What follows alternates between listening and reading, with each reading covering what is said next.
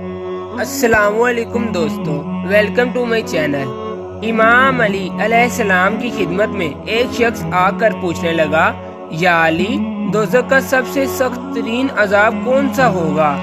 اس کا یہ سوال سن کر امام علی علیہ السلام نے فرمایا، اے بندہ خدا، دوزخ کے سخت ترین عذاب میں سے ایک عذاب یہ ہے کہ انسان کی آنکھوں میں بار بار آگ کے شعلے ڈالے جائیں گے اور انسان چیختا رہے گا۔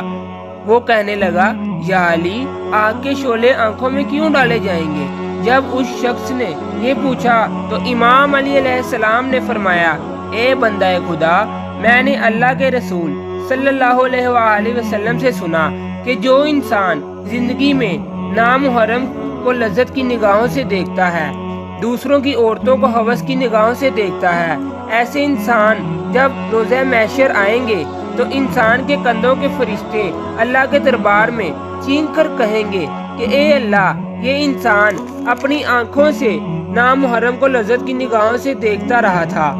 دوسروں کی عورتوں کو عزت نہیں کرتا تھا، اور یوں ان کی سزا یہ ٹھہرے گی کہ ہمیشہ ان کی آنکھوں میں آگ کے شعلے ڈالے جائیں گے جو زمین کی آگ سے 70,000 مرتبہ تکلیف دہ ہوں گے، اور یوں وہ نامحرم کو دیکھنے والا چیختا رہے گا، روتا رہے گا اور افسوس کرتا رہے گا کہ کاش میں زندگی میں عورتوں کی عزت کرتا، نامحرم کو گندی نگاہوں سے نہ دیکھتا۔